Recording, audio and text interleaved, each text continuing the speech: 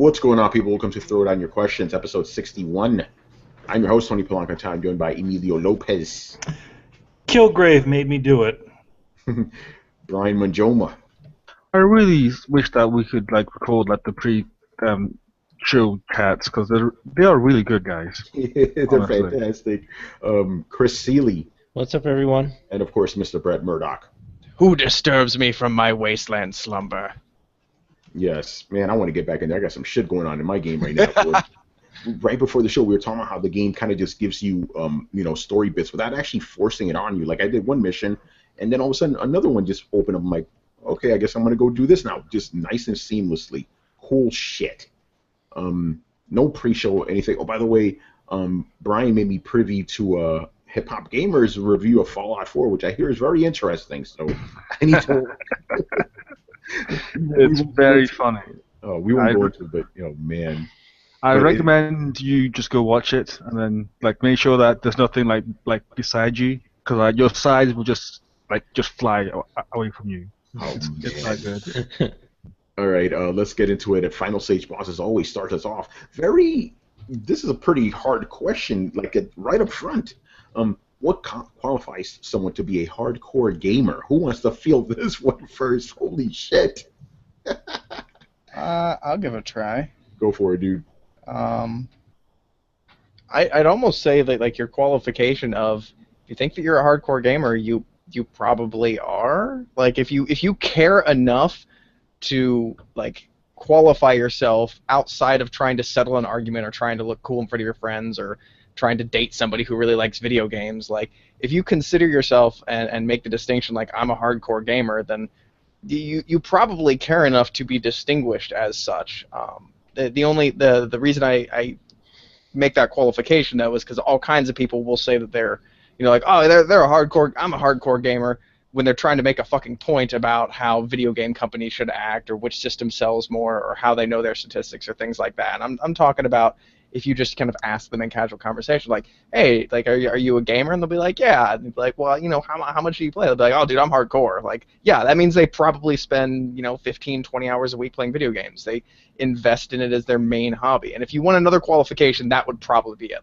A technical one. If it's your main organized hobby, you could probably consider yourself a hardcore gamer because everybody has that one thing that they really love doing in their free time. And if yours is video game, then yeah, that's probably where I'd draw the line. Yeah, but I want to do an add-on because I agree with you fully. Yeah, if your main hobby is video games, you're probably a hardcore gamer. But I'm going to add an addendum to it. If you're only playing one game all the time, that's where the lines blur a little bit. I'm talking about those Madden guys. I'm talking about those Call of Duty guys. If you're only playing Call of Duty and all you know is Call of Duty or Madden, that's where, even if you're playing 8 hours a day, I don't know if I want to call you a hardcore gamer. To me, a hardcore gamer has I'm not saying they play every genre under the sun, but a wide variety of genres, wide variety of games. They go to blogs, they go to forums, they engage with they want to know everything that's going on with their favorite companies. They're active in the community basically, checking out podcasts, reading editorials, all this shit, beyond active in the community. I think that's the part that needs underlined right there, Tony. Active in the community. When you go above and beyond just consuming, I think you can count yourself pretty quote unquote hardcore, I guess. And yeah, I would agree. If you play a shitload of Madden, you may still be hardcore, but you're just a hardcore Madden player, not a hardcore gamer. If you only play Madden and you call yourself a hardcore gamer, you're being unnecessarily vague. You could just say I play the shit out of Madden. You don't need to give an overgeneralization because it's pointless. So yeah, if you're coming up to me and going, "Hey, I'm a hardcore gamer," hey, I'm a hardcore gamer. I play Madden all the time. Oh yeah, tell me about Dark Souls and Miyazaki. And they'll be like, "What?" I thought you were a hardcore gamer, son. What happened? Tell me some shit. You need to go beyond the surface level. You need to know not every single developer under the sun, but some basic shit. I always thought also it had to do with the skill of the player. That's another one we could use too. I always thought it had to do with something like that. I've never said that I was ever a hardcore gamer. In fact, I always used to say before the casual gamer thing kind of came around where everybody's playing on their phones, I always felt that casual gaming just meant that I played games, but I didn't play them insanely. Like, in other words, I wasn't great. I'm not totally great at them. I don't play every game under the sun, but I play them. I play the games that I play. I think that's kind of what a casual gamer is. I think. Yeah, so I mean that's always the way I saw myself, was like I'm not like I'm not like a hardcore gamer, but I play whenever get the chance, like stuff like that. That's always thought of casual as, and I always thought of hardcore gamers like kind of the guys that are really excel at the actual skill, at the actual skills of playing a certain game. Like those guys, I always considered the guys that played like those RTS guys. Those guys are pretty hardcore. Some of those fighting game guys are pretty hardcore. No, You know I what I mean? consider them competitive. I won't consider them hardcore because they only train on one thing. Yeah, I'm glad you brought that up. Like Justin Wong and all those guys, they'll only play Street Fighter, Marvel vs. Capcom, or Mortal Kombat. That's all they play, day in and day out. They don't, like Tony's saying, that's like the Maddens. They're only playing those games to be really, really good at that one thing. It's like the guys who play StarCraft 2 all the fucking time. That's all they do, morning to night. I always thought something like duration had to do with it too. Like if you fell into gaming naturally and you loved it, and you've been doing it probably since you were young, that to me counts like in there as well. Not like you're just like, everyone's into gaming. Let me buy some consoles and stuff. There's plenty of people with money who could like dump, get an Xbox One, a PS4, and a whole bunch of games, and they're like, oh, I'm a gamer. I bought a bunch of games. I bought stuff. Like it seems popular, right? But that's not hardcore, right? You're just into it because it's popular. I think like you get into it naturally, you grow up with it, and you have a few consoles under your belt. That to me is more. But there's an addendum to that though, because what if let's just say you didn't get into gaming until you're like 18 and shit, but then you really get into it. You start going to forums, you start listening to podcasts and stuff. Oh, sure. Like I said, you have to fall into it naturally. Yeah, exactly. Yeah, no matter the age, obviously. And then one of the other questions we were kind of asked, an add-on to this was like, because Torrance said this, he goes, if you're going to be a hardcore gamer, you need to own every single console. I don't go with that. You could be really invested as a gamer and not own every single console. Remember, a lot of people can't afford every single console. Just because you can't afford it doesn't automatically like exclude you from being a hardcore gamer. That's just silliness. So, I think that's important. If you're really invested, if you give back to the community, you engage. And by the way, Manny, you're a hardcore gamer, even if you don't, want to take it. Because this is the way I see it. You know what's going on in the industry. Any game you put in your hand, you can beat, right? And any genre you could play through. That's a real fucking gamer. Not, like most people, they can't get. Dude, how many events have we gone to when people are surprised at our skill? Yeah. But I mean, I don't even consider it like. It's like these are just things that you've known from playing games in the past. It's just like they kind of rinse and repeat as far as anything goes, Yeah, but going on what Chris said, even though Justin Wong would beat all of our asses combined in Street Fighter, if he's only playing Street Fighter, I don't know if I could call that guy a hardcore gamer, man. It's such and it's also such a weird nebulous sort of term. There's you know what a gamer is a person who plays games. But then there's hardcore gamer, which is like there's a lot of different little things that can kind of go into it. Each person almost has their own definition for it. Yeah. Let's look at Wikipedia and see what they say. I'll just call them competitive. Gamers. Yeah, but I think for the most part we all agree if like a hardcore gamer, that's your life. Gaming is your life. You're a hardcore gamer. It doesn't matter what doesn't matter what your skill is. If this is your life, if you devote most of your time to it, you're probably a hardcore gamer. Brian, get in here, man. What are your thoughts? Well, it's rather simple. Do you put sugar in your porridge or not? That's pretty much it. Like, if you do, then you're not a hardcore gamer. Because hardcore gamers do not put sugar inside the porridge. So, yeah, that's it. All right. No, anyway, yeah, that's just my my thoughts. Like the term hardcore gamer is it's just not well defined because it seems to be like an add-on on top of gamer, which again it itself is not that well defined. So it's a not very defined term of a not very defined term. So it just seems like a lot of mess. But from my thoughts, I'd say it's someone who I don't know. They're stuck. Someone Yeah. who plays games and who enjoys playing games. You know, out of all forms of entertainment, they would say that playing games is what they gravitate towards more or most compared to other forms. So it's like, oh, would you rather watch a film or play this? Oh, I'll play that. Would you rather go to this concert or play this with friends? Oh, I'll play that with friends. You know, to me, I think that's more than anything else. But even then, that's very loose.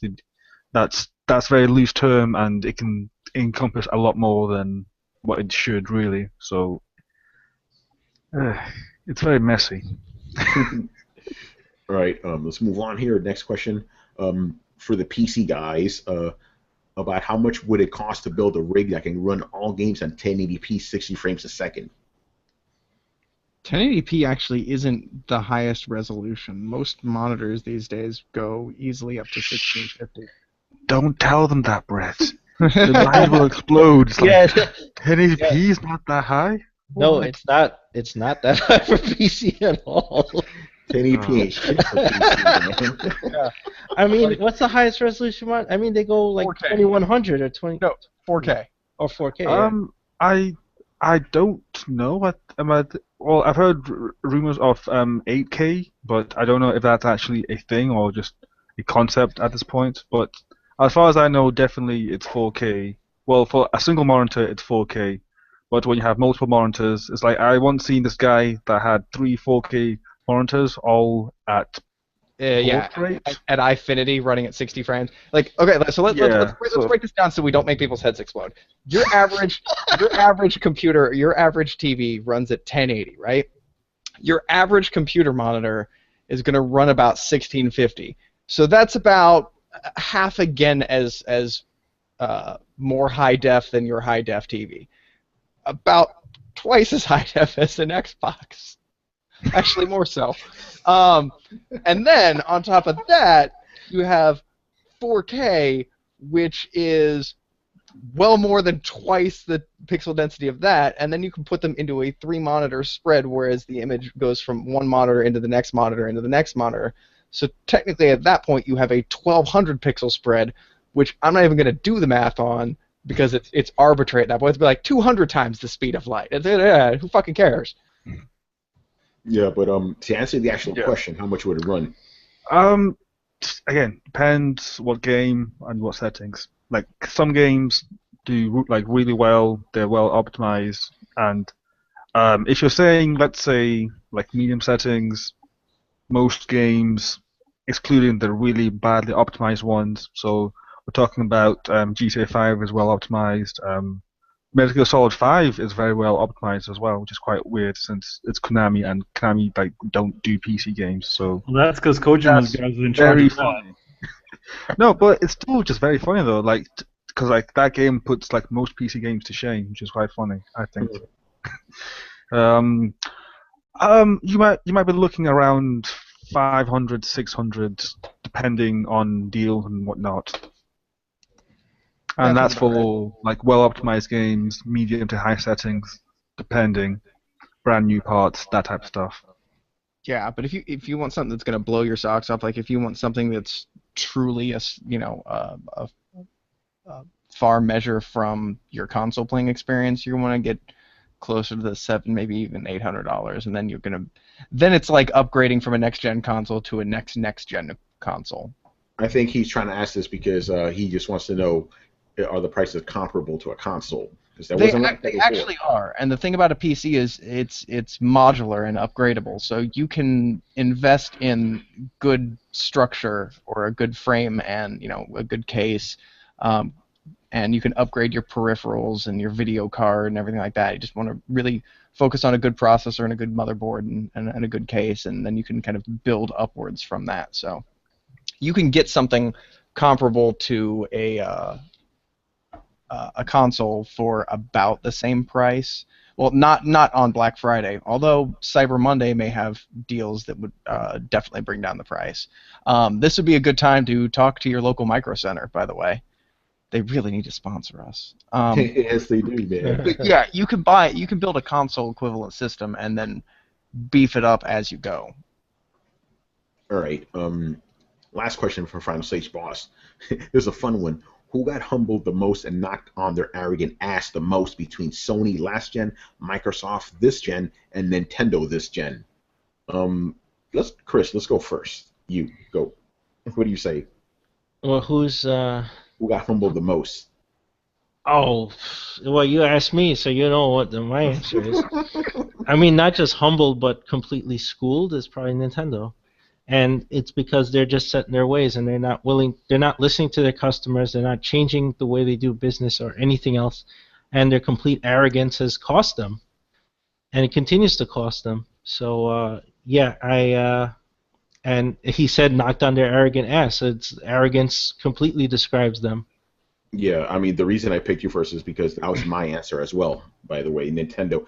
Sony, I almost said Sony because last gen, the whole bullshit, like, you got to get a second job to get our console, total bullshit. But the thing is, they were still hanging in there, even at $500. Remember that? Like, they were still in there. Nintendo got fucking obliterated this generation. So, yeah, Nintendo without a fucking doubt. They definitely got it the worst. I don't know. Nintendo shows, like, zero remorse, so I'm not really sure if like they got schooled or humbled in any way because they're not fucking humble at all. Like I think they're prone to, and they should be recognizing it, but they're like the person who's refusing to recognize that they got their ass kicked. So you're gonna be like, did that guy technically lose the fight? Yeah, to everybody watching. But when you're like, oh man, who walked away from that fight embarrassed? Well, like, the guy that got his ass kicked did not necessarily walk away from the fight embarrassed, even though he should have. Yeah, and I know, like, we have, Ghostini watches us. I know he's a big Nintendo guy. I know we had that little exchange on Mario Maker, and he was saying that was a great game. But my point was, yes, I'm sure Mario Maker is a great game. I didn't say it was bad, but I said I played it 10 years ago on PC. And I played a lot better version on PC. I played Simon Belmont going through Super Mario Brothers. Somebody on PC was able to make that for me. I'm saying they're just playing catch-up now, and catch-up in the only way they know how. Very limited. All Mario Maker is the tool that they used to make the Mario games. They even admitted that. So they literally didn't bother to develop a new game. They just gave you the tool that they used to make Mario games. Right. It's just a level editor. And I made the comparison to Minecraft because I said that they want a game where you're able to build and construct stuff, and they didn't have anything like that. They're not getting Minecraft, even though every system on planet Earth has Minecraft running on it. I think there are Texas Instruments calculators that run Minecraft, and they don't have Minecraft. So they needed something. That's why I made that comparison. I didn't know what else to compare it to. It's just like, this modular thing where you build a map and play a level. And honestly, how much can you play that? How much can you entertain yourself with sadistic Mario levels? You remember a game called Little Big Planet? Yeah. They're a few years late. Yeah, exactly. Little Big Planet. That's a great comparison. There's a game that did exactly that years ago, and there's been 3 of them since then, and they've all done well. So. Yeah, but it's not Mario, though. It's not Mario. Well, Mario. But you can make a Mario game in there. Yeah, that should be Nintendo's motto right there. Like, that should be the new spokesmotto. But is it Mario? Yeah, but it doesn't have Mario. I swear, they're just going to put Mario on games just to make sure they sell. Like, the Star Fox that's going to come out, don't be surprised they put the Mario edition and he's just in there, flying an R-Wing for no reason. Yes. Oh, man. All right, Manny, get in here. Who do you think got humbled the most? I'm gonna say, again, I'm gonna agree with what Chris said, but also agree with what Brett said too. I agree with Brett too. I agree with both of them. So I'm actually going to say Microsoft because I feel like Nintendo doesn't feel like they've lost and they haven't learned a damn thing. See, the thing is about being humbled is you learn a lesson. Nintendo hasn't learned a lesson as of yet. So I'm gonna say Microsoft. Nintendo is other zinc.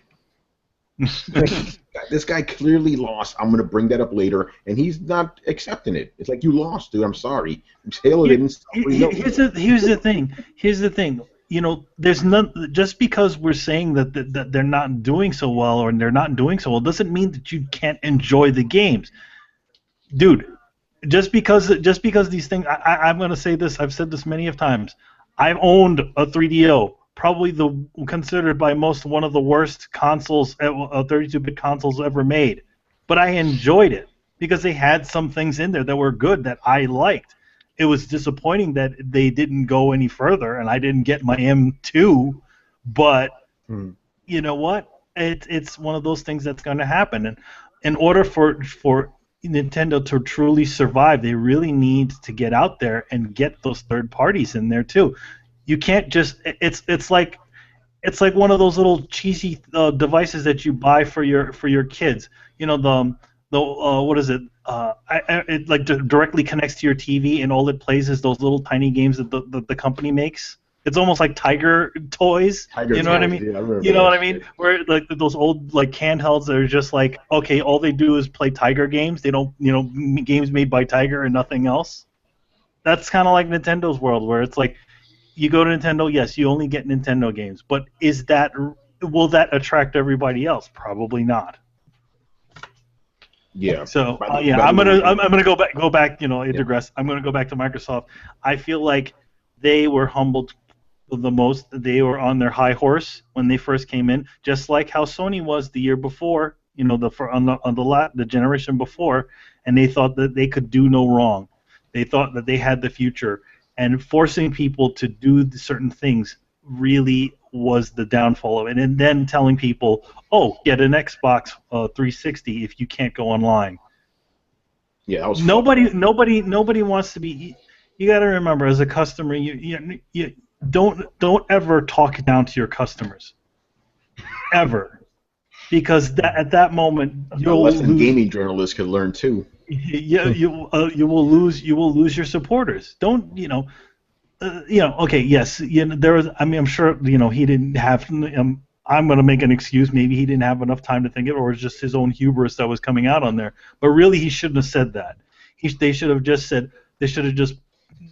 I mean, there was no way to really dodge that sort of question. But he really shouldn't have said any of that stuff, because then that already sent people were already annoyed about the always online thing and all that other stuff, and then for him to say that stuff. But after that, they learned so much from that. They're like, we want to make these games. We want to make these really great first-party games. We want to do all this stuff for you guys. This is all for you. You notice their message is switched around. They're not talking about TVs anymore. So I think you convinced me to change my answer, because we're talking about actually humbled, like really humbled. We're talking about real. I feel like we're talking about real humbling, not perceived humbling. Well, Nintendo is humble. They're just not saying it. They're not going to sit down like Phil Spencer and make a statement about the console race or anything. They're not gonna be that classy. I also feel like they when you get humbled, you usually kind of learn from it. But they're already restructured. Like the Wii U is basically dead in the water right now. Let's just admit it. They are not really supporting it. You're gonna see that Zelda come out on the NX. They're moving everything to the NX.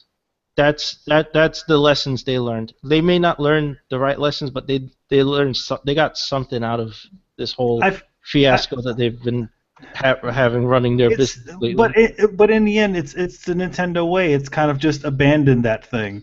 We go back to Virtual Boy, right? What happened with that? It's like it was a bad idea, and they didn't want to admit it was a bad idea, so they just abandoned it. Yeah, well, I mean, look at this year coming. I didn't see them bragging. I don't see that Twitter hashtag going around because it's Nintendo. I don't see a slate of games coming out in 2016. I see a lot of delayed games, but I remember in 2014 they were coming out like, oh, we got Zelda. Look, we have this list of games coming out. And I said last Christmas, I said, watch, about half these games will come out. I was close. Like 40% of those games did not come out. Zelda didn't come out. You didn't get that Project Gadgard. You didn't get Project Giant Robot. We didn't get Star Fox. Star Fox is delayed till next year. I said all that shit ain't coming out. Tony said the same thing. And watch what happened. And now look at Zelda. Zelda isn't even a whisper. We didn't see it at E3. You're not seeing any shit about Zelda. And watch, they're gonna push that shit to NX. So that's how they operate. Just like Manny said, they don't they do it their way, and it's like they'll just abandon the Wii U, which they pretty much already have. All right, Brett, get in here. Who got humbled the most? I'm gonna go ahead and say Sony, just by the way that they've really shifted their message so much towards the gamer, and you can argue whether or not it's good advertising and they mean it or whatever, but Sony has gone the most from fuck you, we do what we want to, I'm sorry, we need you guys, we love you guys, and now they're trying to their entire kind of campaign is based on rallying the nerd army. So I think if anybody's done the biggest 180, it would have to be Sony. I think Microsoft is doing a really good job and they're following suit, but I think that changing their message isn't quite as much the same as the pandering that Sony has done. So simply in terms of how much they've gone from one message to the other, I'm going to go ahead and give that one to Sony. All right, Brian? I actually don't know. They all seem to be equally not on their ass, really. I can't really say much about Nintendo because I don't follow the adventures, so I don't really I can't really say much. But out of Sony and Microsoft, it seems to me that Microsoft this generation are making the exact same or are following in the exact same footsteps of Sony last generation. They came out, they had their message, which was pretty much fuck you, we can do whatever we want, and then gamers just turned around and said, no, you can't do that, and then they said, okay, we have realized our mistakes, please come back to us. So it seems like they're both just as bad as each other. I can't really say which one's worse because I haven't really seen how the Xbox One is going to play out yet, so I guess by default it's Sony. It's like I'm already seeing how Microsoft is trying to get the gamers back by all the stuff that they're doing, but I don't know if this is just something for now or this is them going forward. So I can't really make a definite answer or a definite distinction just yet. All right, fair enough. Moving on, Damian. So he asked, why does 1080p 60 frames matter so much? Shouldn't the focus be on games running stable? Now, we've kind of answered the first part at length before, so let's just skip to the second part of it. Yes, Damien, I actually agree with you. It's if the game is locked something, that's what should matter, That's the way I've always seen it, Very interesting that you're asking this question. I thought this kind of stuff mattered last generation, didn't it? I'm fucking with you, Damien, but yeah. I'm all for if you have a stable game that trumps 1080p or 60 frames, and me personally, I don't give a fuck about 60 frames. 30 frames locked, I'm good. I guess between 720p, 1080p, if you're in that range, you're good to me too. I don't really care as long as the game is stable. I'm more worried about glitches and shit than I am 1080p. That's my thing. This is actually the first week where we've had two questions that have had 1080 60 in them. Don't worry, we have about two more. So weird, man. We have 4 questions about 1080p 60 frames, and then a few about NPDs. I'm what is going on this week? Weird shit. My guess is that the fans weren't too happy about the PC stuff last week, so they tried to get back, but it doesn't work. Anyway. Wait, what happened with the PC stuff? No, last week they were asking something about can you build a PC for the same price as a console and that type of stuff. So maybe their egos got a bit bruised, so they tried to hit back. I see you finding stage boss. I know your ways. I know your ways, and Damien as well. It's I see your question. Yeah, Damien, I know what's going on here, man. Yeah, the big deal is that, well, in my eyes, it's 2015. It's not 2007. It's your TV right now is probably running 1080p at most likely 60 hertz or more. So it's the tech is there, the consoles are not there yet. Mm-hmm. So, hey, it makes sense. there yet. The consoles ain't getting there, period, dude. Ever. Like, it's locked, you know? No, I mean like consoles in general, like as Yeah. they I got you. stagger to I got line, you. like they're not there yet. So maybe that's what the big deal is. And plus, it's just a bunch of people that they argue about stuff that's like in their world it matters, but in the grand scheme of things, it's honestly it's laughable. I mean, anytime that I hear like these websites say, "Oh, this game is only 900p," or "This game is only 720p on this console," it's like, "Oh, PS4 is at 900p compared to 720p of Xbox. PS4 is better." It's like you're still 900p. It's like you're essentially just competing for the best retard award right now. Oh, shit. Honestly, it's like you shouldn't be bragging about being better than 720p by being 900p. Like that's not really like something to be proud of. It's like saying I didn't chop off my leg, I only chopped off my foot. It's like you still chopped off your foot, you idiot. What the hell are you talking about? Well, Microsoft had the right idea that you need to integrate other systems into it. That the consoles are more about the overall experience, being able to sit in your living room, about ease of use. However, for some fucking reason, they decided because of that, they don't also need to make it the most cutting edge technology in the console market. So like, yeah, we don't need that. We'll bank completely on this other thing, like that. And it's very difficult for me to tell people this. Like, Microsoft was right in the sense that they were working on other stuff. They just were wrong in the sense that they said we don't need the stuff that you actually want instead of just giving you fucking more. Yeah. Oh, man. Brett, answer this question. I just came back from getting a drink, so I was only Okay. explaining what Brian. Okay, so this is the way okay, the question is, why does 1080p 60 frames matter so much? Shouldn't the focus be on running games stable? Like I said, we already kind of answered the first part many times, so yeah, shouldn't it be about running a game stable and shit more than... Yeah. Okay, I gotta ask, where does this fucking 60 frames per second shit actually, like, where does this conversation actually originate from? Because I have a sneaking suspicion it's not even amongst console gamers. I think it's PC gamers who also play on consoles bitching about it for some reason, which I don't understand, because somebody who plays both, like, instead of bitching, just buy it on PC. Or the friends of PC gamers or something like that. Like, what fucking games are you playing on consoles that are running at 60 frames per second? There are a lot of TVs that don't even really support a true 60 frames per second refresh rate, as far as I know. Yeah. Really? As far as I know, like most TV standards are around the 60 hertz. I thought Like some go you even still more. own 30 hertz TVs. Am I just completely off base in that? I think you're off base because Okay, I've I not could be wrong. seen the third hertz in a long time.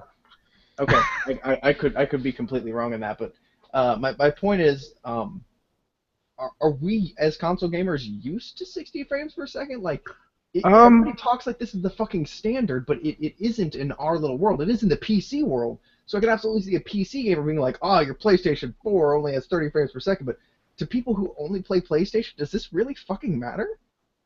Unless that's to those guys, it doesn't. But then the thing is, I heard that games around like the SNES like time they used to run at like 60 frames per second. So my understanding is that console games used to run at 60 frames, and then they don't anymore. Yeah, that's So something Manny and I have talked about many times. They even on PS2 era games again, used to run at 60 frames a second. Yeah. I don't know because I haven't looked that far back yet, but that's why I hear. So to me, it makes sense that people are upset because they've gone backwards on something. Because it was fine then, and then they changed it, and then people are, well, I'm now just upset because it makes no sense. Like, why go backwards? You know, just keep that same level of quality and go forwards.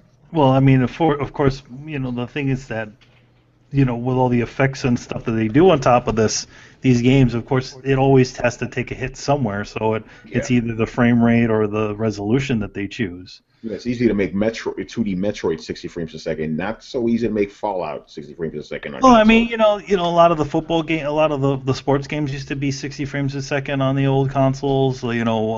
Some shooters actually used to be 60 frames.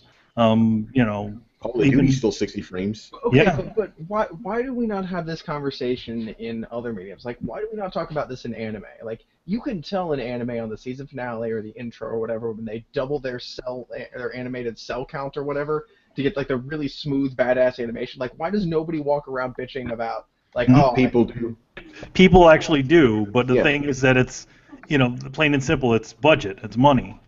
For consoles, it's just hardware limitations. So you have to do something somewhere to get to get it to the quality they want. So you either have a 1080p game, or you have a lower or a 60 frame game. In some instances, like with Metal Gear Solid 5, that's a 60 frame a second and a 1080p game. But that is also a game that was essentially developed for last generation. Yeah, exactly. That's why it's able to run. Very well optimized. It was very well polished. And like again, you come into like, what do the games try to do? Like, I'm impressed the fact that Metal Gear managed to be as open world as it is and still be 60 frames 1080p. Like, that was hugely impressive to me, and that's a sign of quality development with a high amount of polish. It's really good optimization. I'm going to constantly talk about Fallout right now. I'm super impressed with Fallout and how it looks. I don't understand how people are complaining how Fallout looks like shit. I really don't. The quality and the level of detail and even the reflective lighting and everything like that, yeah, I would probably say it's not that great for a game like, drawing a blank. Yeah, I mean, if we're talking about like open world games and stuff, like Batman to me looks way better than Fallout, but Fallout is still pretty impressive, Yeah, but then you have to take into account too, like Batman is a lot of just backdrop, right? Ooh, actually, let's do this. The Witcher. What about that?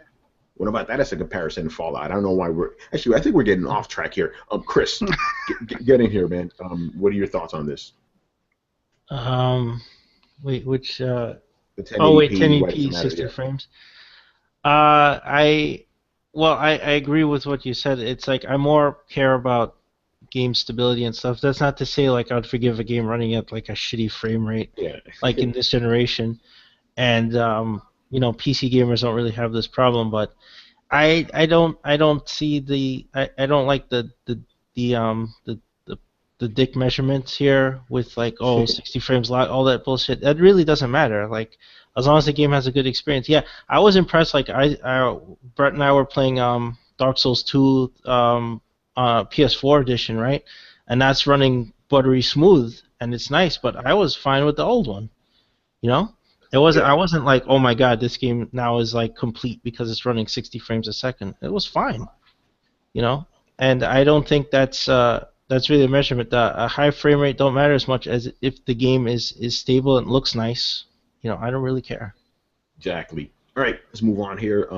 Him deal.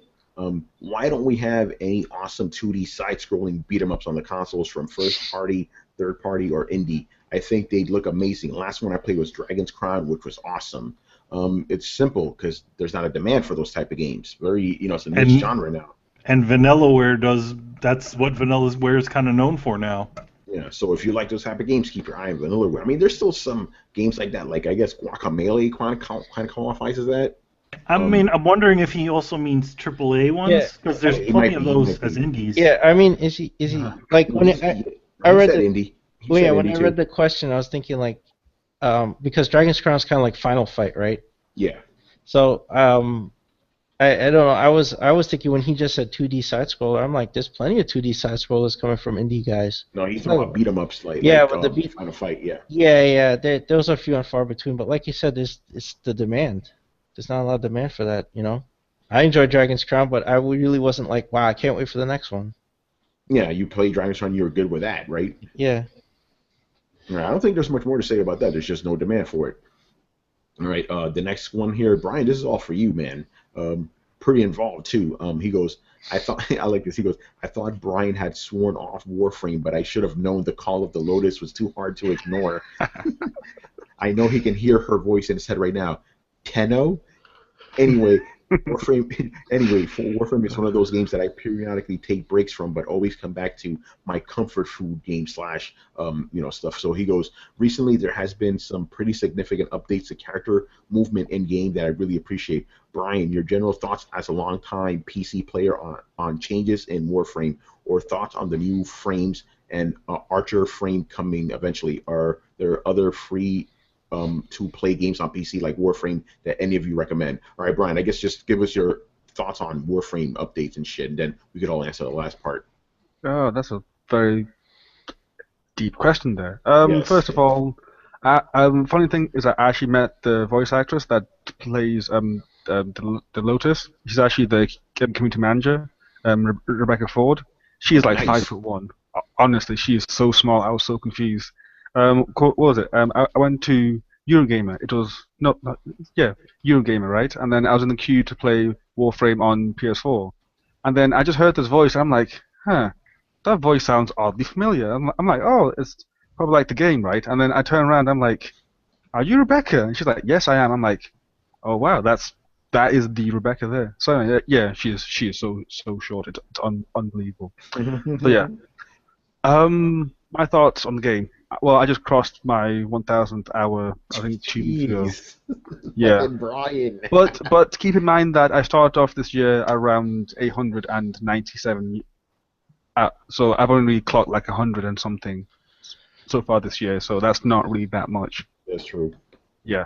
My thoughts so far, everything is good. Damage 2.0 is good. Um, Melee 2.0 is good. The wall running, I'm not like the change to that. I'm not really too much of a fan exactly because I like the older animations a bit more, but it's more flexible. There's no more stamina bar, which is good because I hate that with a passion, especially after they nerfed that. What else?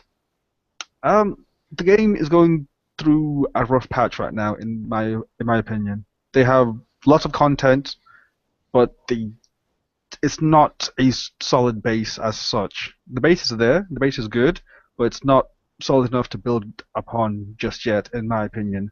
They they keep having a problem where they introduce new content and it's not balanced, and that's definitely a major problem that they're having right now. The new Warframe, I don't know much about her. I'm more excited about the Chinese Warframes that are coming over. I think in the next update or this one, I'm not too sure, but soon I've heard. Um, I just hope that they can work things out and get rid of the grind, because the grind right now is getting worse and worse every couple of months. And if it does continue, then I'll probably just have to stop because it's just getting to the point where I just can't do it anymore. It's like they literally just ground the passion out of me. Oh man, that's Um, not good.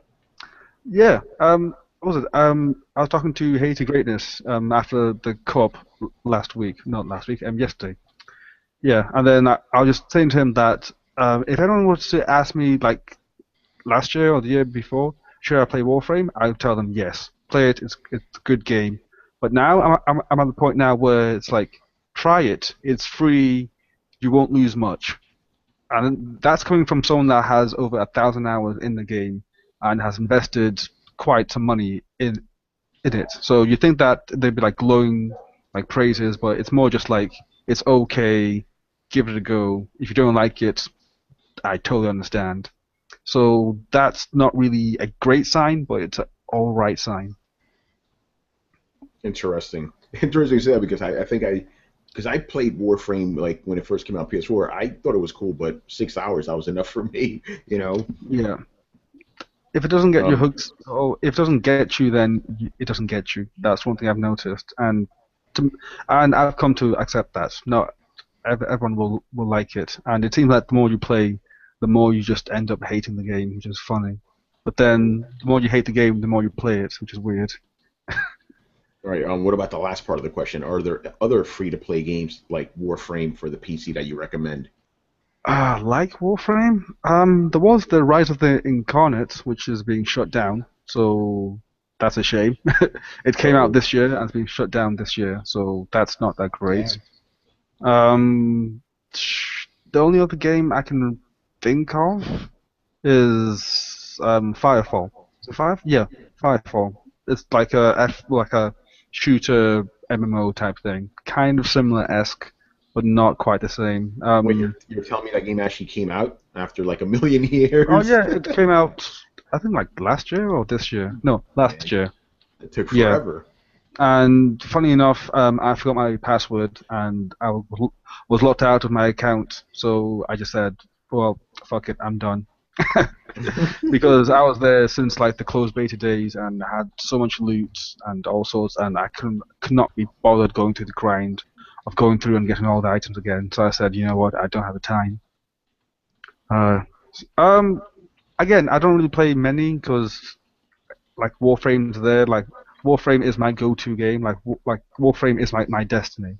It's like the thing that I fall back on whenever I want something just to pass time. So let's say that I'm downloading an update. Oh, put on Warframe for like an hour. All right, so there you go. Anybody else have any other Warframe-like games you want to recommend on PC? I obviously can't answer this question. I'm going to take that as a no. But let's move on. Other Zinc is asking us questions this week.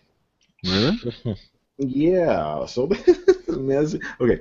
So his first question is: with Uncharted Collection losing to Yoshi's Woolly World in October's NPDs, is Uncharted 4 not relevant anymore? Now, I shouldn't say this as the host of this show and to a fan that's asking us a question, but this is a really stupid fucking question.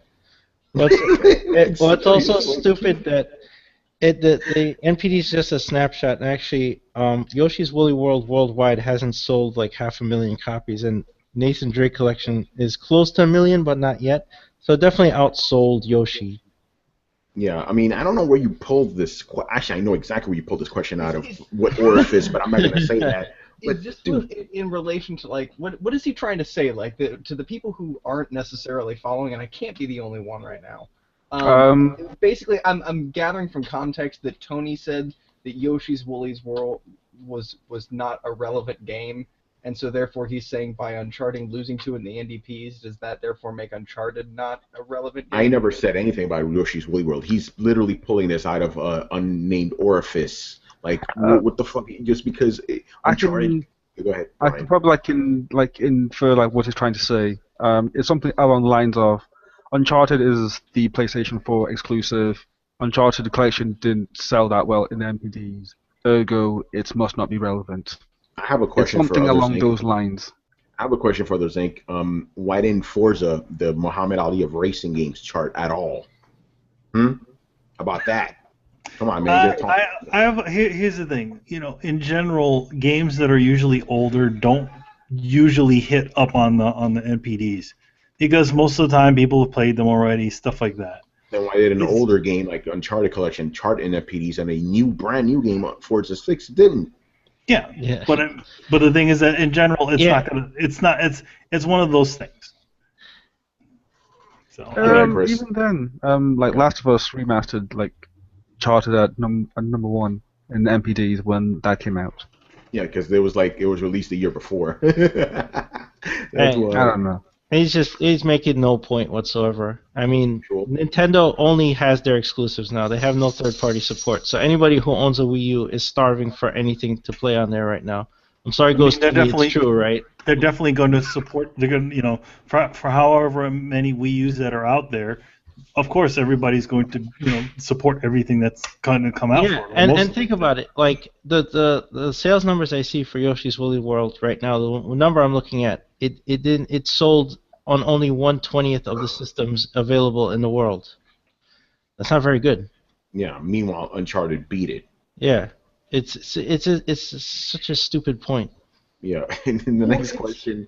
Oh, go ahead. It's an old game being remastered and re-released and then sold right before one of the biggest releases in half a decade.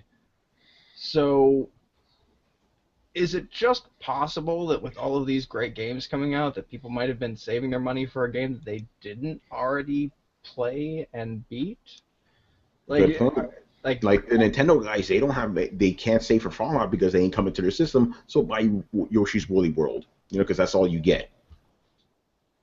Let's just be honest here. Yeah, because like let's not like this isn't fanboyism or anything like that. Let's not just belittle the Fallout hype that just happened. Like that was a big fucking deal. Like, a lot of people fucking cared about that. Even if you don't, even if I didn't, like that was like a day that people took off fucking work. Like So Yeah. it was like the day the Earth stood still, except Even- for the game, Well, it's and not seriously a like giant This robot. close to a And fucking holiday, man. Like yeah. people took off work, they went on vacation, Throwdown internet porn, 61, traffic sponsored by stops. Fallout 4. Yo, Yeah, Brett, Oh, you make me man. laugh so much. So, my only point is, you can't say it didn't affect the sales of a game that was released just a few weeks ahead of it. Like it Sure. affected everything. I would like to rename the show to Fallout Gear. yeah, We'll call it the fall down. yeah, The fall down. Yeah, I mean, there's the point. Like, Nintendo guys, sorry, you don't get to enjoy Fallout right now, but you have your exclusives, right? So there you go. Well, if you have obviously if you have a iPhone or any Google phone, you can play the Fallout Hit-Boy app, or you can actually play the little Fallout game for it. So you can play Fallout, guys. yes. Yeah, if you But have that's still not a device that's Nintendo actually good. system. They could also play Minecraft. Ah, yes, on your phone you can play Minecraft. Oh man. All right, Brian finishes off, and then we'll go to the next question. What's the question? I was just thinking of like a sad scenario where like all like the Wii U fans are outside like a coffee shop in the rain, just watching some guy play games. It's like, I wish I had games to play. Oh, don't worry, guys. We'll make you some hot porridge with sugar in it. Oh, You know what? You know what it's like. Nintendo. A lot of the Nintendo guys are like, you know, like where Tiny Tim is looking inside of the shop with the turkey and wishing that he could have that turkey, and then he realizes that they don't make turkey for his for him. Yeah. Oh man. Yeah. All right. His Sorry. turkey's not the same format. It's hard Sorry. to really say whether or not it makes Uncharted 4 irrelevant, but I don't think it does because that doesn't make any sense. I'm just guessing that people just don't really, or the people that have played Uncharted have played it, and the people that don't want to play it don't want to play it.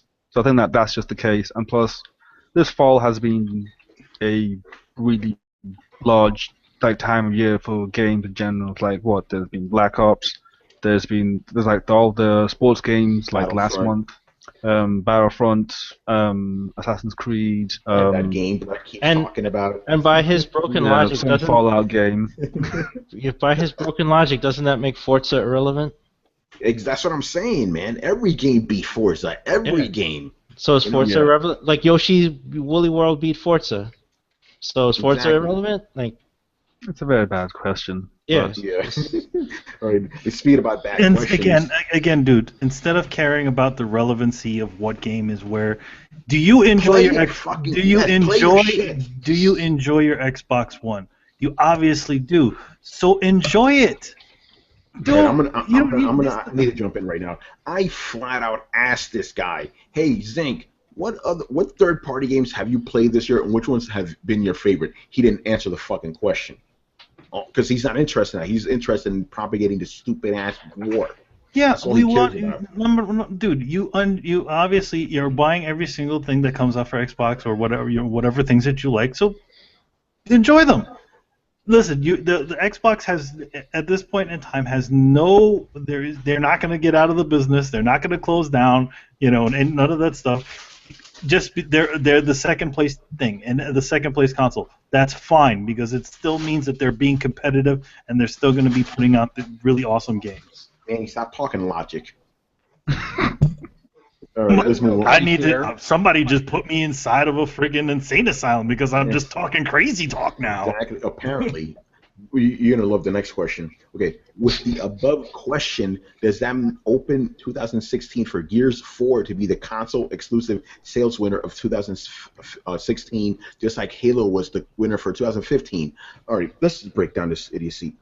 Okay, first of all, let's look at how much Halo actually is sold. By the way, they're saying you fucking lost, dude. You said 3 million in October, 3 million in America and NPDs, right? Now I'm going to tell you worldwide sales after 1 week, which is all of October for Halo, 1.46 million in the first week. Correct me if I'm wrong. That's not 3 million in America alone. So, and okay, let's break it down. I'm going to talk about your favorite game now. There's Drive Club, the game you keep bringing up a lot for some reason. That game sold 2 million. That is more than 1 million. So wouldn't that make it a bigger console exclusive seller than Halo? Just saying. Can I ask you a question, Tony? Of course you can. Throw down your questions, man. Throw down your question. Okay, my question to throw down is, why does any of this matter? And I don't it doesn't. I'm going to stop you right now, Brett. I'm going to stop right now. Let me clarify my question real quick. Matter. It doesn't fucking matter. It's just this guy is insane. That's what's happening. Beyond the point of like, why are we asking these questions? Like the particular question being asked is about exclusives, and everybody's so hung up on exclusives, right? But here's the thing: the market isn't driven by exclusives anymore. It hasn't been driven by exclusives in a decade. For years, right? Yeah. More money is made, and everybody has figured this out. Multiplats make more money. If you make a good game and you make it multi-platform, you're going to make 2, 3, 4, 5, 10 times the fucking money you would be than doing an exclusive. And no matter how much money a big company like Sony or Microsoft throws at you, most of the time it will not make out for your sales loss, and it will not definitely make up for the fact that you have a smaller install base going into your next game. So therefore, it is not prudent in today's market, necessarily, to make exclusives. And both developers and the console manufacturers have adjusted to this fact over the course of the last decade, right? The only people still stuck on this is the fanboys, and the only reason that we're still stuck on this is because we think that it proves some kind of arbitrary point. But here's the newsflash: consoles don't work the same way that they used to. You can look at them now, and they're a pretty good analogy for PCs, or PCs are a pretty good analogy for consoles. It doesn't matter who fucking makes your PC any more than how good the hardware is and what proprietary systems they can open up to you.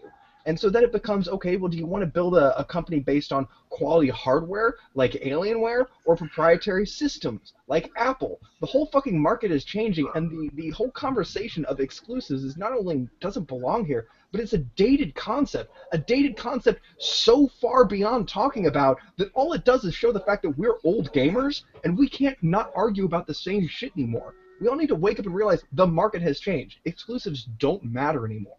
So with that in mind, is there any reason to talk about exclusives anymore other than a dick measuring contest that absolutely has...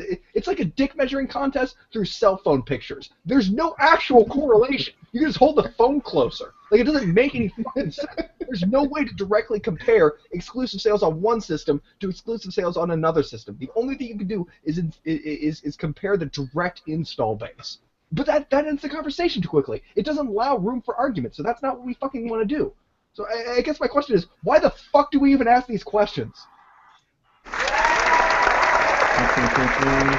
Oh, Brett, I couldn't have said it better myself, man. I wish I had a soundboard that said, "It doesn't matter!"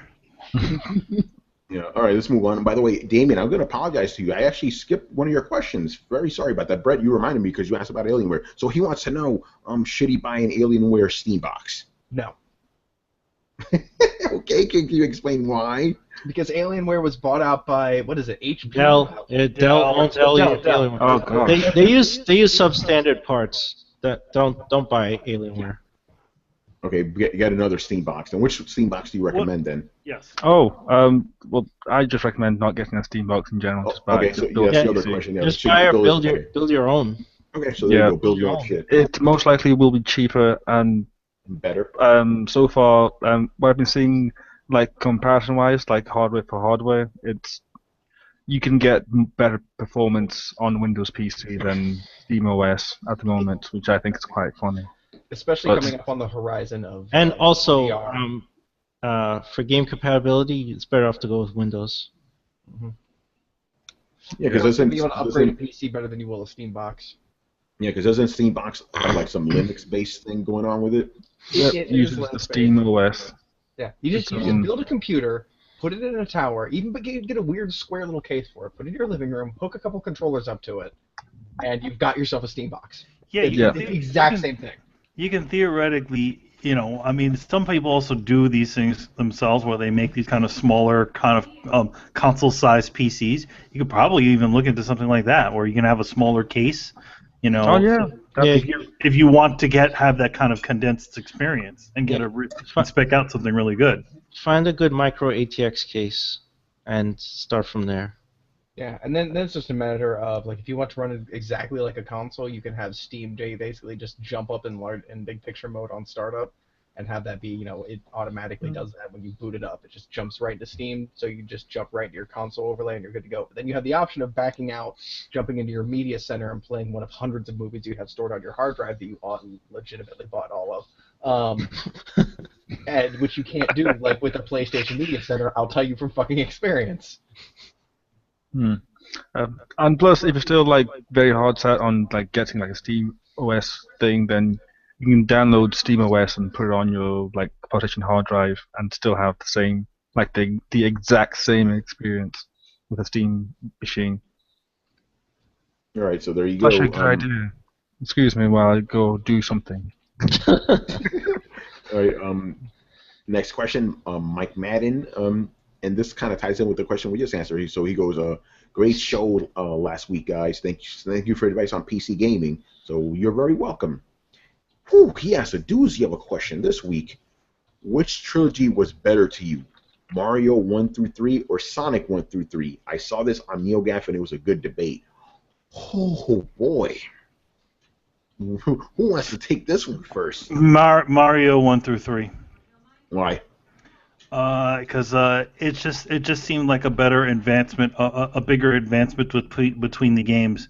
Sonic 1, 2, and 3 are essentially slight adjustments. They don't get any better looking than the last. When you look at it from Mario 1 to Mario 2, at least the American version of Mario 2, and then to Mario 3, you just see a huge jump in graphics and abilities and things. And for Sonic, it's kind of just more of the same thing. Run to the left, run to the right. See, here's why I still don't know how to answer this one.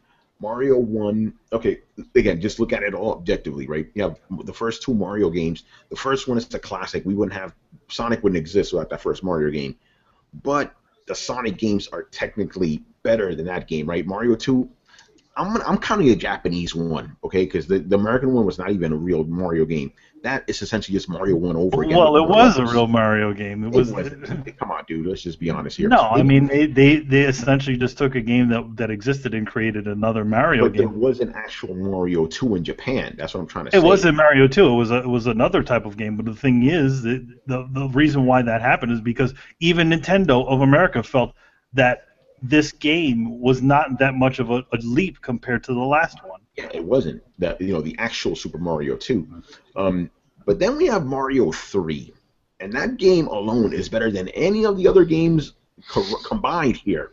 That game pushed so much shit, did so much stuff for platform gaming in general. But then the thing is, with the Sonic games, they're more consistent. The Mario games kind of jumped around. You know what I mean? I'm trying to see it as as a whole. Sonic games, each progressed. They didn't change much, like you said, but it was consistent, more consistent Mario. But Mario 3 was huge. So this is why I'm having a hard time answering this question. I could see why it would spark a pretty big debate online. I mean, the thing is that definitely from the Mario games, I think I can't remember which. Definitely from the Mario games, Sonic the first one was definitely a big leap. It almost felt like a cartoon, which is great. But at the same time, the sequels of the game just never really advanced that much. I would say the biggest advancement was Sonic CD, and that's not even considered part of the numbered Sonic series. Yeah, Sonic CD, obviously. To me, that should have been Sonic, the what was that game? It was supposed to be the real Sonic. It was supposed to be Sonic 3 or something like that. Yeah, I think And so. they and then they just said, well, we, because it wasn't the Sonic team developing it, it's not really Sonic 3. But that one was the biggest advancement, like having essentially each world has 3 alternate versions of themselves. That's a big leap from compared to the other ones. Yeah, if Sonic City was on this list, I would give it to Sonic instantly. Instantly. I can't answer this question. Chris, go ahead, man. I'd say for me it was the Mario games. I'd say in terms of how you felt about the games, playability and stuff. Like I felt like while the Sonic games were cool and all, I feel like Sonic is just a vestige of the '90s, and I would think like not only how it made you feel then, like playing those games. Like I thought Sonic was cool, but which one would you go back to now? If I had to play Sonic the Hedgehog versus Super Mario Bros. 3, I would much rather play Super Mario Bros. 3 right now. What about Super Mario Brothers 1? I would much rather play that right now. That game was hard as hell. See, and that's the other thing. Like, if I asked myself that same question, I would actually pick the Sonic games. I felt they were more fun than the Mario games, but the Mario games were revolutionary, Yeah, they were, and that was a generation before Sonic. Exactly. Yeah, you wouldn't have Sonic without those games. But yeah, that's a good question. If you were to go back, which one would you play now? I personally would pick Sonic. Sonic 2, especially one of my favorite games of all time. Yeah, I'd play Super Mario Bros. 3 if I had to go back. Yeah, Mario 3, man. I'd go back to Sonic City. Yeah, if it was on that list. All right, I'd go back to the Dreamcast Sonic. I really enjoyed that. Oh, Sonic Adventure, the only good Sonic 3D game. Yes. Only good one. Anyway, Brett, what do you say? Which trilogy do you think is better? I'm gonna go with Mario because I find it more memorable. Like I remember enjoying Sonic, but like man, did I play the fuck out of those Mario games. Like, and each one is kind of different, and you can tell that they were kind of testing the waters. There was your classic Mario, and then Mario 2 was a far cry. Like every time the first time they played Mario 2, they'd be like, "What the fuck is this? This is a whole different ball game right now." And then Mario 3 was essentially the Mario experience that we all look back on, and it's the quintessential Mario game. Even Mario games can't even outdo that game. Mario World, that was a better game. Super Mario World, yeah. Mario World was a better game, but in fact, it just took a lot of what was done in Mario 3 and kind of expanded on it. Yeah, it perfected it. Yeah. I took shit on the Coalition saying that Mario World was the peak.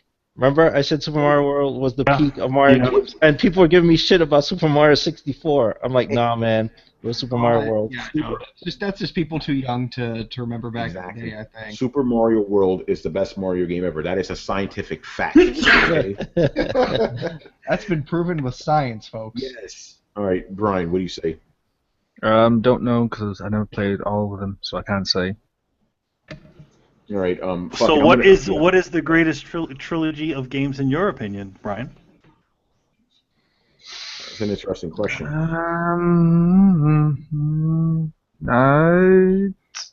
God of War.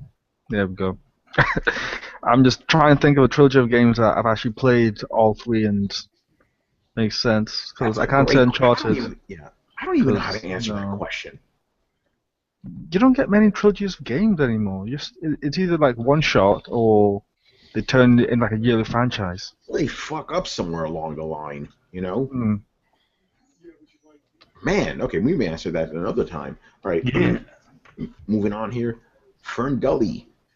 So he goes, questions. He goes, please just read these. Feel completely free to not answer them because they're full of fanboy bullshit. So his first question is, with the AAA exclusive 1080p 60 frames beast that is Forza 6 losing to Super Mario Maker and Disney. I'm sorry, let me rephrase that question. With the AAA exclusive 1080p 60 frames a second beast that is Forza 6 not even fucking charting in September NPDs, is Forza Horizon 3 not relevant anymore? Forza, what is it? Fucking digital downloads and bundles of Forza, like the asinine question below goes for Uncharted. So he goes, the next question is, with the above question, does that open 2016 for Gran Turismo Sport to be the console exclusive sales winner for 2016, unlike Halo 5 released in 2016? Laughing my ass off. Halo 5 was released in 2015, not 2016, like the fucked up question above stated. And his last one is, how many of your friends are still playing the great story that is Halo 5 campaign? Are they even still talking about it, or have they moved on to superior game modes or other titles altogether? LOL. Chris, you haven't even touched Halo, have you? Not really. I'm playing Fallout. Master Chief is rolling in his grave if he dies in the end of that game. I don't know. No, he doesn't, because there's Halo 6 where he finishes the fight. Of course. No, really, he finishes the fight. That's the name of the game, finishing the fight. No, Yeah. really. No, I'll spend Thanksgiving with it, but like Brett and I were enjoying Dark Souls 2. We're romping to that. Then Fallout 3 came out and ate my face. 4. So. Yeah, it's like, what do you need Halo sorry. for? Yeah. What do you need Halo for? Which, you know, it's it. I mean, I remember Chris was like, you know, like smashing his Halo Reach and sniffing it like cocaine. That's how into Halo Chris was. I was a pretty serious Halo player, like, but I kind of fell off. Like once Bungie was done, I was not impressed with Halo 4. You were done. I've not been enthused with Halo since then. But I bought it. I'm gonna play it, but I wasn't like all over it. Like, oh god, I gotta play this now. I'm like, oh no. You'll get around to it. All right, let's answer obviously these questions were directed at others. Thanks, insanity. All right, the real questions here. If my favorite Xbox One game, The Rise of Tomb Raider, does not chart for November NPDs, what does this say about Xbox One only games and the exclusive deal Microsoft paid for? Good question. It tells you that you probably shouldn't have third-party exclusivity deals anymore with a console that's not selling as much as the other one. But then money. Yeah, We've all seen what money does. You know, like, remember that Capcom put out. Well, Capcom said that Dead Rising 3 will not be coming to PC, and then it came out on PC. Like, that is the power of money. Like, you can get developers and publishers to lie about stuff simply because money's there. Yeah. So, and as far as I know, Microsoft have a lot of money, so they'll throw that around. Like, that is Microsoft exclusive. It's money. Yeah. A phrase we've used before, but yeah, what does it say about this type of stuff? Like, you know, third-party exclusives. But then at the same time, like, it's really hard to say that about Tomb Raider, because one, it came out the same day as some other game that came out. I can't remember what it's called. Brett, do you remember? That game that came out the same day as Tomb Raider? Was it Mario Maker? No, that was That must before. be it. I think it's a game called Apocalypse Simulator. Yeah. Rage 2. Apocalypse Wasteland Simulator. Simulator 2015. That's right. It was Rage 2. That was it, yeah. Oh, man. Sequel to the biggest selling game of last generation called Rage. Yeah. Oh, that was a memorable game. Yeah, very angry game. It's very difficult to say because again it came out at a very bad time for games in general, and it's hard to say. But I think the general gist should just be don't pay for timed exclusives because they're fucking dumb. But then both companies do it, so they're equally as bad as each other in my eyes. I still have not and will never forgive Microsoft for paying for DLC for GTA 5. No, 4, sorry. Like the Ballad of Gay Tony and the other one. Yeah, they eventually came out on PS3 though. Yeah, It's but like they paid Rise of for the the Tomb time Raider. exclusive too. Yeah, But they was paid for the bullshit. time exclusivity, and I'll never forgive them for that. It's Yeah, just 'cause it was bullshit. it's bullshit. It's dirty. It's underhanded. So how mad will Xbox guys be if Crystal Dynamics Square releases Tomb Raider on PS4 and they call it Tomb Raider 2 the definitive edition? How mad will you guys be? No, they'll get really mad if it sells more than the Xbox, because the Xbox One version ain't selling that much, man. After I heard it was like 400,000 copies, like worldwide. It's really fucking bad, you know. Which is sad because Tomb Raider, man, it's awesome from all accounts. I mean, the last game was great. This one's supposedly great too, but no one's buying it because, you know, two reasons. I said this already. One, it's a exclusive on Xbox. Xbox has a small install base, and motherfucking Fallout came out the same day. Okay, so I have a question. So Yoshi's Woolly World outsold Tomb Raider. Does that make Tomb Raider irrelevant? Yeah, Yes. so obviously. Yes, Tomb Raider is now irrelevant on all counts. Square Enix just go jump off the bridge, but only after releasing Just Cause 3. Then jump. Then jump. Yeah. Wait, Right. and also after releasing Final Fantasy. Oh, we need 15, those remakes. Yeah, and then jump off a bridge. And don't forget Deus Ex Human Revolution 2. Oh, That and got, Kingdom that Hearts. got delayed. You know what, Square Enix, just chill by the bridge until we're done with you, and then just jump off. You know what? It sounds like we need you We'll right push you now. off the bridge, Square. How about that? Like just sit on the edge, and then we'll push you off whenever we're done with you. That sounds fair to me. We'll use you up and throw you away. If that's, I mean, if that's cool. All right, Brett, get in here, man. I know you got some thoughts on this. No. No? Okay. It's the same fucking question that we keep asking. Like or we keep answering. Like it's. Throw down your questions in different ways, but being the same questions. No, it's becoming throw down your question. I'm not meaning to like jump on the question or anything like that. It's just no. It's you can't pay attention to these kinds of things. Like you're working with a smaller install base. There's no way to directly compare this kind of thing with the general market. Like you can, like we all have brains and we can see like Fallout was a huge deal. It affected a lot of things, so it probably affected the people's money. I don't know about all of you, but I don't just walk around with $300 to fucking spend on games. I have to plan what games I'm gonna buy and budget for them. So if there are too many games to play, like if I'm buying Fallout, I'm probably going to be playing a lot of Fallout at the exclusion of everything else. So I'm not going to buy another game a few days or a week or 2 weeks before I buy Fallout, because then I'm just going to stop halfway through that game and play Fallout for 6 months and then come back and be like, I don't remember where the fuck I was. Instead, I'm going to save my money and I'll just buy the game after I'm done with Fallout because it'll probably be cheaper. And like NDPs don't take this kind of thought into account. So like no, nothing is rendered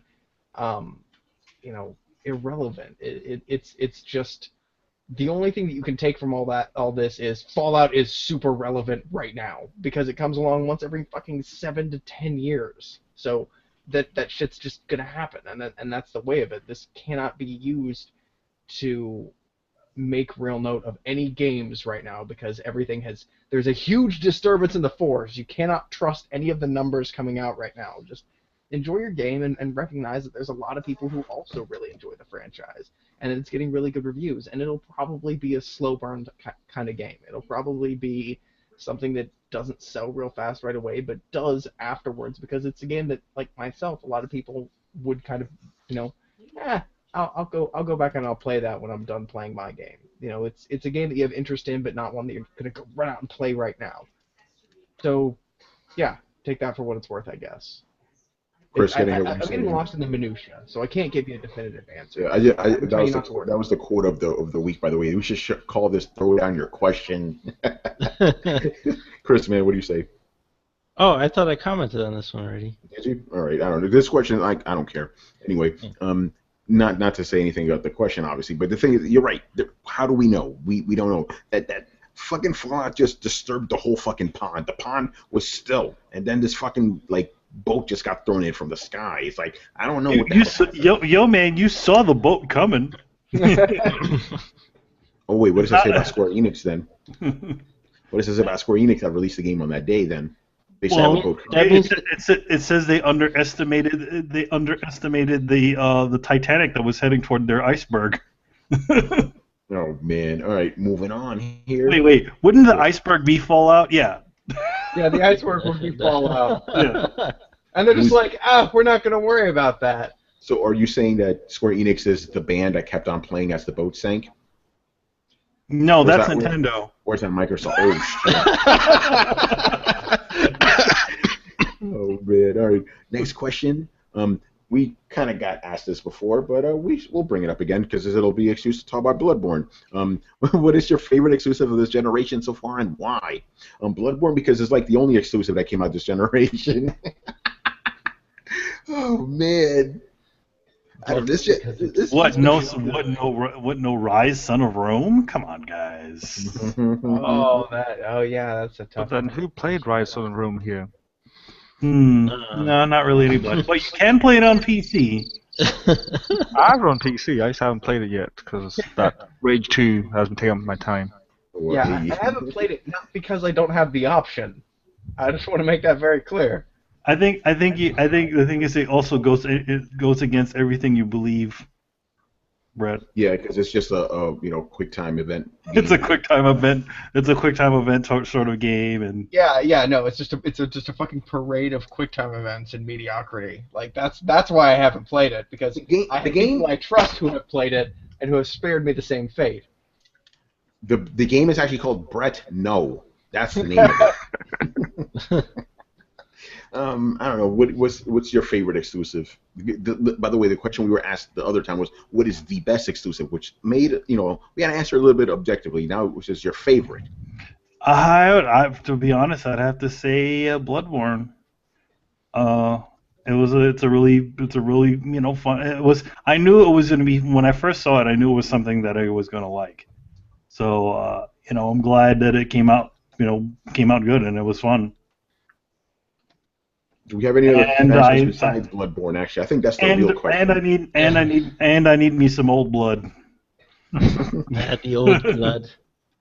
Oh, I feel sorry for that DLC because I'm still playing Fallout. Sorry, Bloodborne. Well, I mean, it just like Brett said, I'll get it eventually. Like, I'll definitely get it and play it. Like, I'll definitely go back. But right now, yeah, Fallout's eating my face. Yeah. Well, Chris, let me know, man, and I'll jump in with you. We should, Brett. As a matter of fact, me, you, and Chris, we should make a pact right now. We'll get the DLC in a few months' time, and we'll dive in together.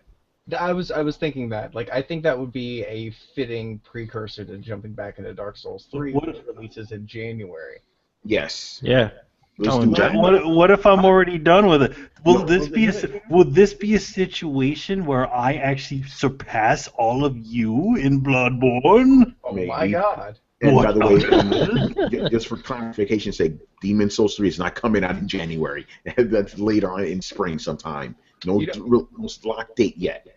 I want to take this opportunity, since Thanksgiving is rolling up, to say that I am thankful that I live in a world. I didn't see this world coming, but I had a dream, and I held on to that dream. And now I live in a world where all my friends are talking about a Souls game being the best game of the year, and Final Fantasy VII is getting remade. There you go. Just saying. And Fallout 4 came out. And Shenmue got announced. Yeah, and Shenmue got announced, and I'm saying this after taking a short break from playing Fallout 4. Like, you can live the dream, just don't give it up. Yes. Brian, I'm going to go to you because every one of us has the same answer. I just realized that the last game that we've all played before Bloodborne was Shadow of Mordor. Shadow of Mordor. That's right. Sorry, I just found that just very odd. We get one a year, man. We get one a year. Because Manny didn't play Dying Light, did he? No. No. That would have been it, though. Anyway. Wait a minute. Yeah. No, I never played Shadows of Mordor either. Oh, really? Nope. No. Oh. I was firmly, if you remember, I'm not sure. Yeah, I was not. I didn't think that game was very appealing to me. PC. So Bloodborne may be like the first game that we've all played. Yes. Yes. I'm pretty sure Bloodborne's going to be the throwdown game of the year. Like how Shadow of Mordor was last year. This year it'll be Bloodborne. I'm pretty sure because all of us have played it. Because we all never played the Order. We all didn't play the other ones. Yeah, right. My answer is not Bloodborne. It's Elite Dangerous. Ooh, there you go. That's like space. I'm sorry, like Bloodborne, like Elite Dangerous didn't exist, then it would be Bloodborne, but Elite Dangerous, space. That's an appropriate it's answer. also that is one of the few PC exclusives. Well, not for long. It's actually timed exclusive. It's out on Xbox now and coming to PlayStation, I think, next year. Okay. I still count it, but technically it came out last year, so I still count it. Have Star Citizen. Whenever that comes out. How's that going, by the way? Like, can you just give me a quick update on that so I don't have to dig through the months of forum updates? Hey, Brian, before you answer, I need to jump in real quick because I read this very interesting article saying how the developers are conning people. Like, this is the biggest con in gaming history and stuff. Very interesting. I don't know if you've heard about that. That happens with early access games, Tony. Yeah. So, like, it's a big payoff to see whether they'll actually deliver this grandiose promise that they made it. Yeah. From All right, go ahead, last bro. I heard, they're adding some new module to it for some odd reason, and it's like, I, I'm now at the point now where I'll just wait until it, like someone or PC gamer or someone just says, okay, it's out now, or like my Steam tweets just say, okay, it's out now, and then I'll care. Because right now it's like, you know what, it'll come out when it's good and done. You know, I won't pester it, I won't touch it, I just will wait. It's starting to feel like like in an argument between Peter Molyneux and the internet. The internet called the bluff and went, you know what? All right, fine. Here's $500 million. Go ahead and make a game that grows out of a tree. And they're like, okay. And they're desperately trying to make this game that may not be possible to create, but if they can, it would be amazing. But I think everybody's kind of like, I don't know if this is actually a thing. They promised us a 50-foot levitating Dayglow orb hovering around the town defending us with laser rifles. I'm not sure if they'll actually be able to deliver that, but we paid for it. So here's hoping. Fingers crossed. Yeah. What would be cool if they turned around and said, Star Citizen is cancelled, but here's Half-Life 3 instead. Boom, out now. That would be hilarious. You've been funding Half-Life. Boom. So done today. All right, Ferngully, this is a fun one. What is your favorite toy that you always wanted when you were a kid but couldn't have? I know my answer, and I need Manny or Chris to help me out with the name of it. What was the name of that really huge dinosaur transformer? Oh, Grimlock? No, it was Triptychon, the Decepticon city. Yeah, it was Triptychon. Oh, fucking toy so badly when I was a kid. I saw that shit in the store. Huge fucking thing. It was like $100. My mom wasn't buying me that shit, but I wanted it because there's a huge dinosaur robot. How you can't go wrong with dinosaur robots. I remember when kids used to, the magnum opus used to be Metroplex. Shit, yeah. I had Metroplex. For me, it was actually because my mom never had a lot of money, and it was actually just owning a normal Optimus Prime. If you remember, yeah, all like, especially a lot of the popular Transformers, they were always very expensive. Even the larger ones, like to get Megatron, he was expensive. Like, you know, Optimus Prime was very expensive. That was my answer because I could not find Megatron as a kid. Nowhere could I find him. I had Autobot. I had a full set of Autobots. I even had the Dinobots and stuff, but I could not get Megatron at all. But for me, eventually I did I bought a repro of a reproduction of Optimus Prime on the 25th anniversary or something like that. So it's a reprint of it. The only difference with it is that it's not made of it's not die cast like the original. Okay, it's plastic. All right, and it comes with a really awesome sound box. Oh, nice. Brett, what about you, man? I always wanted the big, awesome Lego pirate ship, but I could never afford to sink like $120. Like, I didn't necessarily have money problems when I was a kid, and I think the difference is I lived in suburbia, so I went out and raked leaves and picked up dog poop and mowed lawns and did all kinds of shitty stuff. Like, I was working a job by the time I was 12. God, I sound like an old person. Okay. But yeah, I was working a job by the time I was 12, and I had a paper route when I was 9, I want to say. So, my parents instilled in me, you work towards something and you save up for it, you know, nickel and dime pretty well. So, I was always able to afford, you know, my gaming systems that way. That's how I got my Sega. That's how I got my Nintendo. That's how I got my Super Nintendo. That's how I see that. I did the same thing. I had like a little bit of an allowance, and I essentially saved up for both a Sega Genesis and a Super Nintendo at the same time. Yeah. So I very firmly remember, basically I got paid enough a week that I could go buy like a G.I. Joe, or if I saved up for 2 weeks, I could buy like one of the more premium action figures. If I saved up for a month, I could buy a really sweet Transformer. Or if I saved up for like a year and a half, I could buy a system. Or if I saved up for, you know, I want to say about 4 or 5 months, I could buy a video game. So usually it wasn't, you know, what I couldn't have. It was just I had to prioritize my money. And as much as I wanted that fucking Lego shit, there was no way in hell I was going to take half of a video game system and put it into Legos. It just wasn't going to happen. Makes sense. All right, Brian, what about you? Well, when I was young, I played outside and watched cartoons, so I never really like had a thing for toys. Very British answer. You're a wild Well, child. Which, by well, the way, Autobots, transform and roll out. Fantastic. Go ahead, Brian. no, I just say that I played outside, so I don't know. I just never had a thing for toys. I just never was part of my routine. It was usually watch X-Men, watch Spider-Man, watch Hulk, play outside, eat, sleep, and that's it. All right. Interesting. All right. Next question. Keon Mitchell. With Microsoft dropping the price of the Xbox One to $299 from the 26th to the 30th, do you think this will help them build on the slight momentum they have already and possibly win November as well? Yes, I'm changing what I said. I actually said this on the last show. Based off what happened in October, I'm going to say Microsoft is going to win November, and I'm going to be responsible for that because I'm going to be buying an Xbox on Friday. So blame me. I'll take all the blame for that. So yeah, Microsoft is going to win November. Maybe by just one console, but they'll win November. What do you guys say? Will they win November? Microsoft. No, I don't know. I don't. Well, I don't see why not. I mean, they have a strong lineup, and that's why I said they'll win November because again, last year they won November and December, even though they had jack shit. So now they have something, and Sony has jack shit. Then it's for Microsoft to lose, really. Yeah, I mean, the thing I thought was really going to tip it over was two things.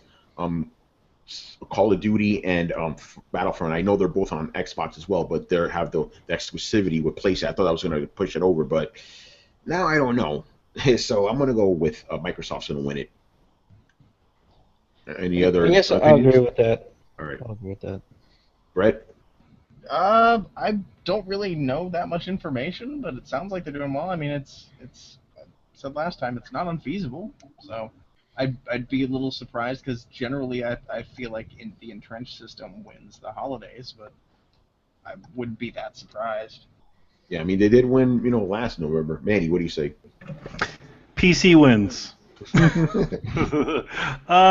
Sure. I'm gonna, I'm gonna say that that being that Microsoft has all the exclusives and Tomb Raider and all that good stuff, you're probably gonna see that, they're gonna win for at least November.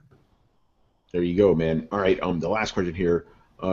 He goes, what are your thoughts on Sony possibly making PS2 game compatible? Let's change the question a bit. What do we think about PS2 compatibility? It's been confirmed. We kind of talked about this on Throwdown.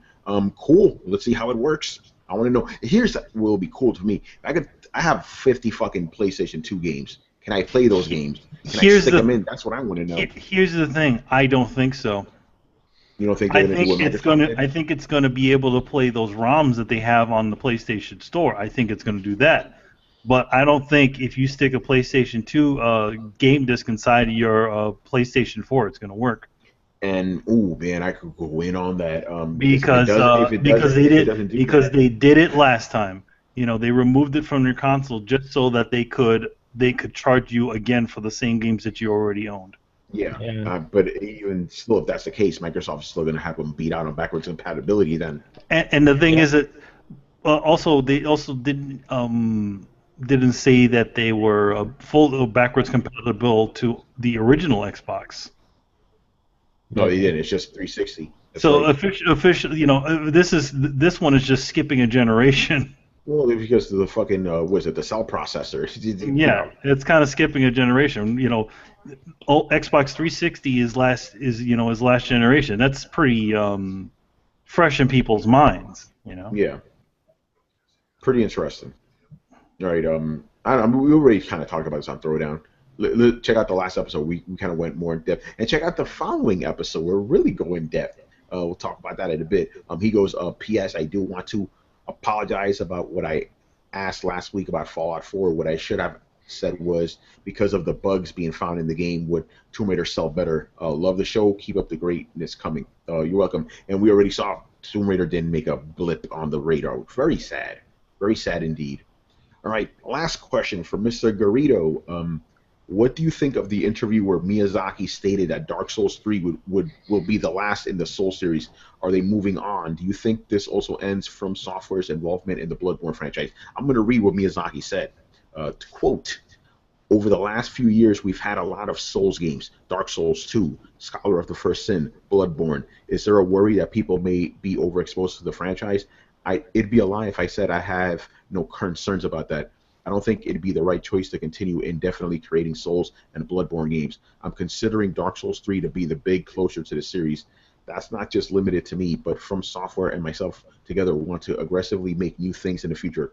Dark Souls 3 will mark the last game where the development project began before I became president. The next title would be a game that was conceived while I was president. I believe that From Software has to create new things. There will be new types of games coming from us, and Dark Souls 3 is an important marker in the evolution of From Software. As I always say, never outstay your welcome. You know, if you want to just release a trilogy of games, that's fine. When Uncharted 4 was, I was like, guys, you could have just left it off at 3. You don't need another one. Same thing with God of War. We don't need another one. You know, that's fine. Very interesting about Bloodborne, though, because people were like, oh, no, that, you know, because we talked about this before. Remember, we like, what's your favorite IP? And I was like, I say Bloodborne, but I'm not so sure because that's not really a new IP. I guess he kind of confirmed it kind of isn't because he lumped it in with Souls. So yeah, that's fine. If they want to end it up at 3 and make like the best fucking Souls game ever, yeah, I don't have a problem with that. Why keep stretching shit out? Especially if they're going to create new shit, because From Software, a very creative studio, you know. So why not? You know, before those games came out, nobody really gave a shit about that company. Yeah, well, they care now. You know, I mean, granted, you look at the games that they did before the original Demon Souls. They were good, you know. They were good, solid games, but they weren't games that made any blip. I mean, even to an extent, their first Demon Souls is almost like a retelling of that King's Quest game. You mean Kingsfield? Yeah, Kingsfield. Sorry, Kingsfield. But let's just be honest. That's how most studios are. They don't get on the radar. Hey, listen, I'm looking forward to that Tenchu game. Yeah. I want to see a nice next-gen Tenchu game. Well, I mean, couldn't this also be them just basically not writing themselves into a corner? Like, they could still do a lot of a very similar game in terms of like gameplay and elements and whatnot, but they're basically unhinging themselves from the lore of the series, which is very interesting because they just associate, like, everybody was kind of, when they came out with Dark Souls 2, they didn't really know if it was a spiritual successor or a sequel, and even after Dark Souls 2, people are still like, it seems like it's a sequel, but it might not be, because it's very kind of vaguely tied together. And with the announcement of Dark Souls 3, they announced that it was in fact a trilogy, and they're going to be doing all the connections in Dark Souls 3.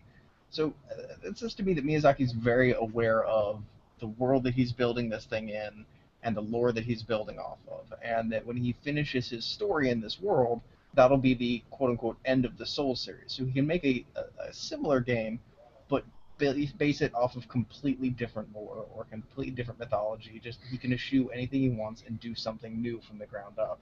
And I don't think that means that you'll see him doing a Street Fighter type game necessarily. I could be wrong, but I think you'll see them stick with what they're good at and what they're known for as a company, and possibly diversify. But I don't think that fans of the Soul series ever really have to worry about them not having some sort of game to fill that role, because it would be very weird to create a niche or a genre, or practically create a niche or a genre of hardcore brutal gaming, bring it to the point of general acceptance, and then abandon it for the scavengers and the wolves to come along and try and overexploit. Because that's all that would happen. Would be copycat studios make bad Souls clones. Now we already kind of had that already. Bring back Armored War. Yeah, but think about how much worse it would be if Souls games weren't Armored Core. Yeah, I agree with you. I think they'll do something in the vein of it. That niche can only really be filled by them, right? So they don't have to. But it's also always good to have more games as well. Chris, I'm looking at you, man, because you're the big. You've been in this series forever. So what do you say about this being the final one? You know, I kind of agree. While I'm sad about it, it's like I agree. It's like you don't want to overstay your welcome. You don't want to just keep churning out games if you don't feel they're going to be up to the standards that you set for yourself. So I respect that decision, and especially like I would like to see what they'll do. Hey, maybe they'll make a Castlevania, huh, Tony? Yeah, that's what I want. I want that Castlevania. Konami won't do it, obviously, but man, they would make it perfect. They already did make a great Castlevania game. It's called Bloodborne. Yeah. So I'm really looking forward to Dark Souls 3, and I will enjoy it thoroughly, knowing it's it's going to be the last one. All right. Any thoughts from anybody? To quote the same guy I'm quoting every single time this type of question turns up, our thing isn't great because it lasts forever. Is there more to that? Is there more to that? No, that's all. Okay. Like, it's not like things are great because they end. You know, like you have that. Okay, I had this experience and it's brilliant. Like when you keep making something over and over again, people get really sick and tired of it. Yet Call of Duty sells, so I know that's weird, but you know what I mean. It's like just have your trilogy, be done with it. That's what I say. By the way, I was talking and it fucking froze on me. Brian, just to bring up your point, I've watched a specific show for 25 years. I should have stopped watching this show 16 years ago. I finally decided to stop watching it. I think you guys know what I'm talking about. The Simpsons? I'm done. I'm done. It's like, yeah, they dragged it out forever. And it's like, so yeah, I agree with that. You know, kill it if, actually, what's the other saying? Leave on people still want more. Leave on wanting more. Like that.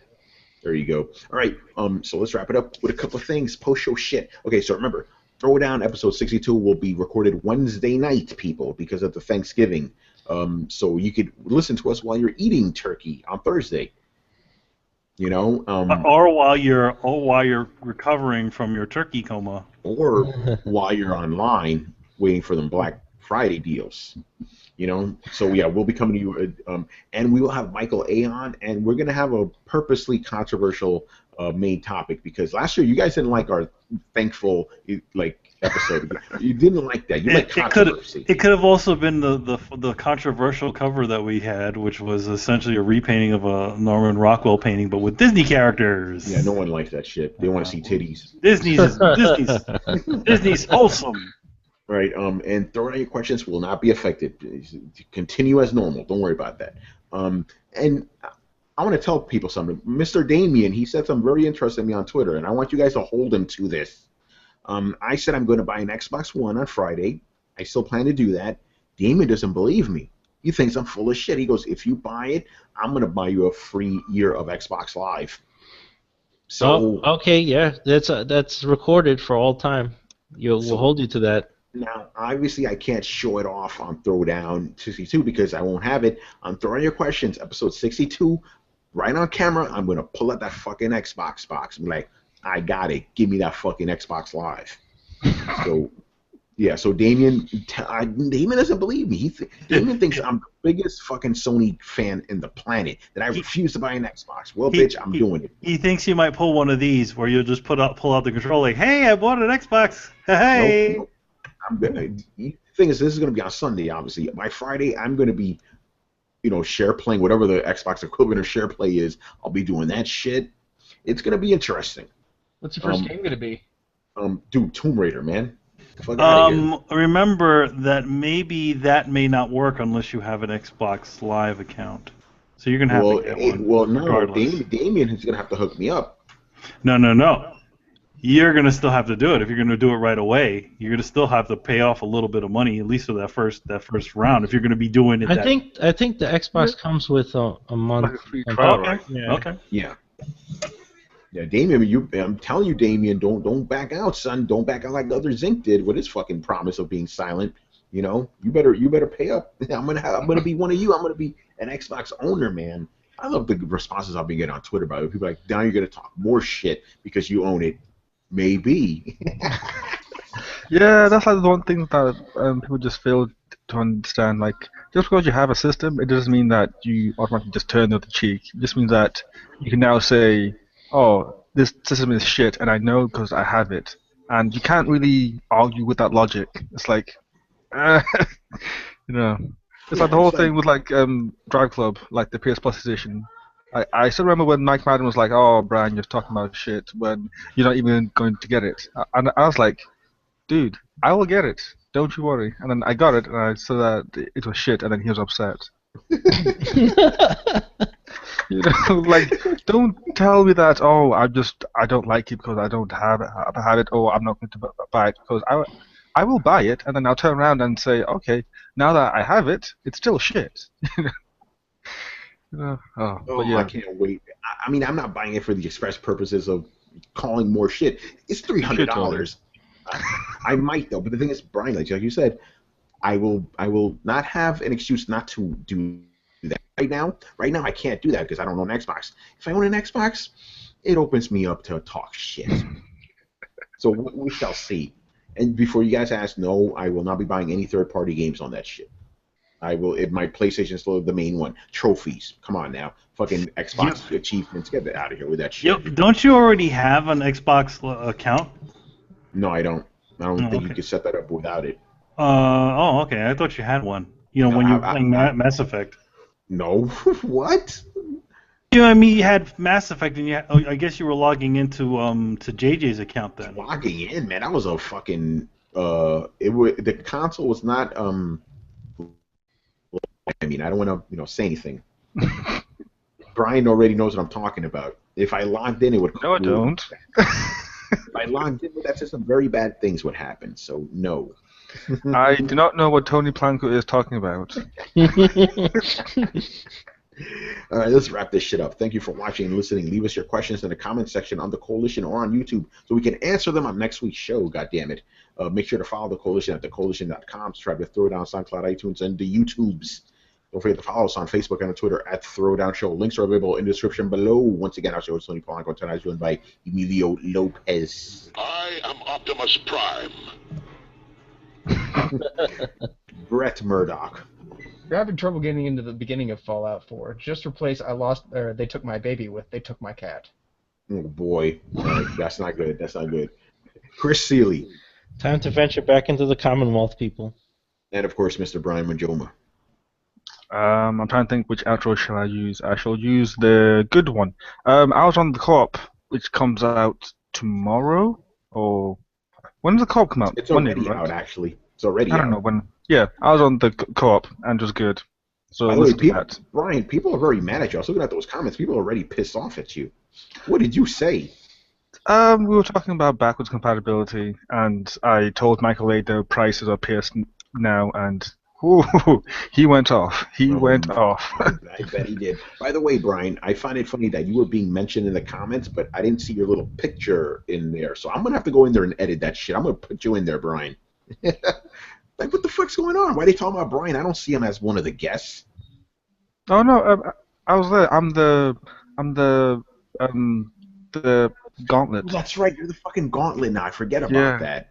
I actually noticed that in Age of Ultron after watching it for like the 7th time. I was like, huh, that looks like a fist. I'm like, wow, that's clever, guys. For that half a second, I was just surprised. And yeah, Co-op podcast. We had really good conversation. Like me, Michael A, Gary, Richard. Like it's definitely worth a listen. Unless you're a Sony fanboy, then avoid it at all costs. I can't wait to listen to this shit. All right, guys, we'll see you on Throwdown on Wednesday. Remember, Wednesday night, 10:30 p.m. Eastern on the Coalition. Later. Deuces. Peace. There, people. Later, guys.